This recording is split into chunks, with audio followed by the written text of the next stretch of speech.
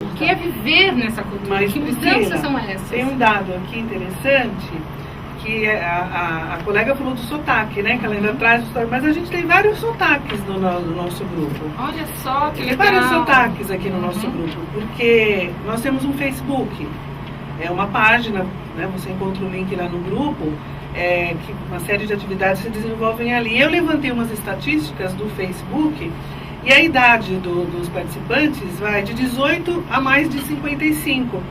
Então é claro que a gente tem 3% de pessoas de 18 a 24 anos, mas é uma geração quase Z, que já é educador e que está participando. Ou seja, os estudantes de pedagogia, tem Isso bastante estudantes de pedagogia, das áreas de educação. Mas a gente tem os 55 mais, que também são as faixas limites, são 6,7%. Mas de 25 a 54, que vamos dizer assim, 25 já é Y.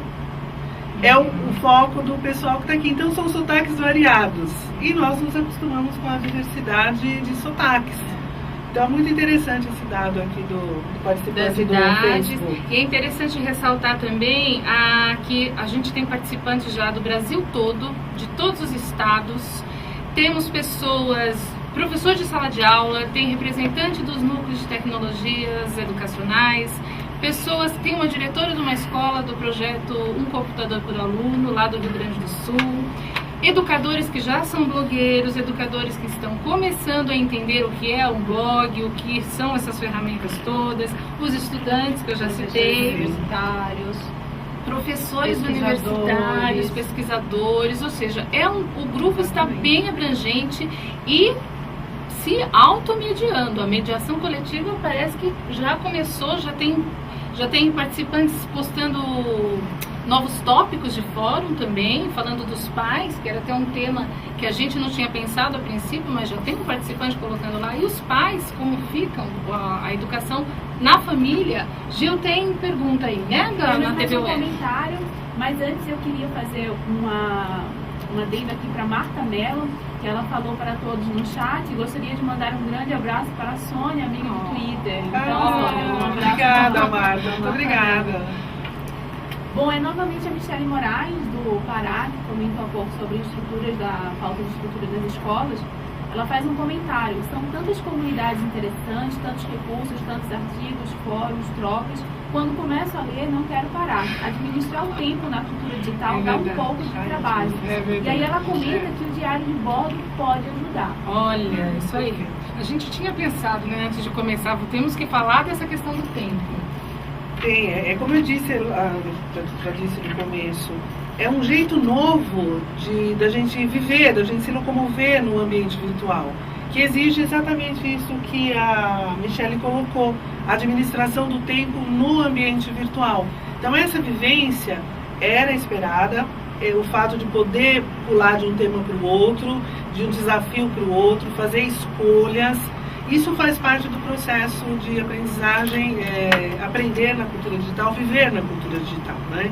Então é interessante. Um abraço para a Marta Mello. E uma coisa, você falou de gente do Brasil todo. Nós temos também nos acompanhando algumas pessoas de Portugal.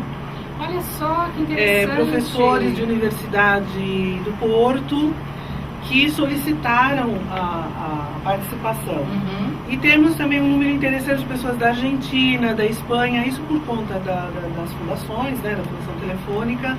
Então, nas redes que são abertas, essas pessoas já se anteciparam e entraram. Temos bastante participantes da Espanha e da Argentina também. Muito bom. Mais alguma pergunta, Vanessa? Não, para cumprimentar a Sônia, uma das participantes da Espanha que está acompanhando é a Diana Gonçalves. Ah, Diana! Bem-vinda, Diana! Muito bom. Alguma pergunta de chat? Temos sim, Priscila, uma outra. Mais uma vez a Michele Moraes, participando ativamente aqui no chat, ela pergunta: a preocupação na formação dos professores vem desde o projeto Educom, em 1984. Mas a partir de que ano a disciplina Tecnologias na Educação foi inserida no currículo de cursos de licenciatura? Olha, a Michele traz uma questão muito importante, que é a questão da formação inicial dos professores. A gente não tem esse dado, não tem como dar esse dado de, a partir deste ano, essa disciplina foi inserida no curso de pedagogia, porque não há uma normativa única para os cursos, né? Existe um currículo básico, mas que é adaptado conforme as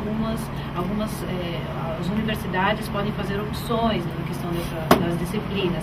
A gente tem sim uma necessidade de revisão desses cursos iniciais de formação de professor. Eu acho que essa é uma discussão enorme, grande do nosso país e que precisa acontecer mesmo, de que como esse professor está sendo formado inicialmente. Infelizmente, Michele, muitas faculdades ainda não tratam desta questão no seu currículo. A gente está falando de cultura digital e a gente precisa pensar nessa questão da mudança cultural mesmo, que a gente, infelizmente, demora um pouco mais do que a gente gostaria, né?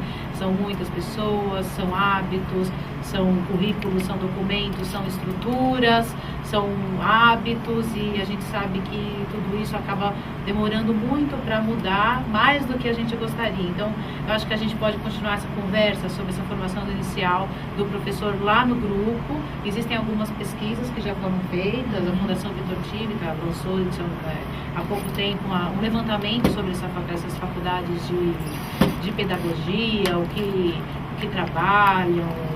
Eu acho que isso a gente tem que reserva esse assunto para conversar lá no grupo, mas muito bem colocada essa questão. Tem bastante estudante de pedagogia trazendo, inclusive, já essa problemática da sua própria universidade, né? E a gente estamos chegando ao final, meninas. Temos que fazer um fechamento. Que é interessante saber que as universidades comprometidas estão se interessando, como, por exemplo, o caso do web currículo. Não é? Já uma visão diferente da visão instrumental das tecnologias. Né? Que é uma área de pesquisa aqui da PUC São Paulo. Pensar num currículo eles optaram pelo seu nome, web currículo. Então as pesquisas estão acontecendo, os grupos estão se movimentando e, como a Mila disse, lá no grupo de estudos é um espaço para a gente aprofundar essa questão da formação do professor. Estamos chegando ao fim do primeiro programa. Tem uma última pergunta do chat, ali com a Juliana. A última pergunta é da Débora Sebrian, que ela complementa essa discussão. Ela coloca só os cursos de pedagogia? Bem lembrado, sim. É porque como a gente está aqui justamente falando de educação e falando de educar na cultura digital, e a pergunta veio dos cursos de formação do professor, mas tem toda a razão. Como será que esse tema hoje está sendo abordado nas faculdades de tantas disciplinas, já que isso está mudando o modo de se relacionar, o mercado de trabalho de todas as profissões? Por isso também que o grupo de estudos ele é aberto. A gente pensa ele no educar na cultura digital, mas o próprio tema 1, que é o mundo digital, é um tema mais abrangente. Outros profissionais interessados nessa temática também podem participar e vir ali debater com a gente. Os pais que educam os seus filhos. Os pais também, muito bem, é isso aí. Como pontos que eu queria destacar aqui para vocês, para a gente poder fechar esse primeiro programa do grupo, é que as inscrições estão abertas, permanentes, a qualquer momento. Não temos hora para começar, nem hora para acabar. As pessoas precisam organizar e escolher as temáticas que mais se interessam. Pode fazer todas, como pode fazer uma. E estamos ali esperando vocês. Esperando mais dúvidas, podem entrar lá no grupo de estudos. Querem dar uma palavra final aí, meninas? Agradecer, né, a oportunidade. Essa é a nossa estreia também, é o primeiro programa. A gente não sabia como ele ia ser, né? E convidar todos. Vamos planejar outros, com convidados, né? Outras pessoas também.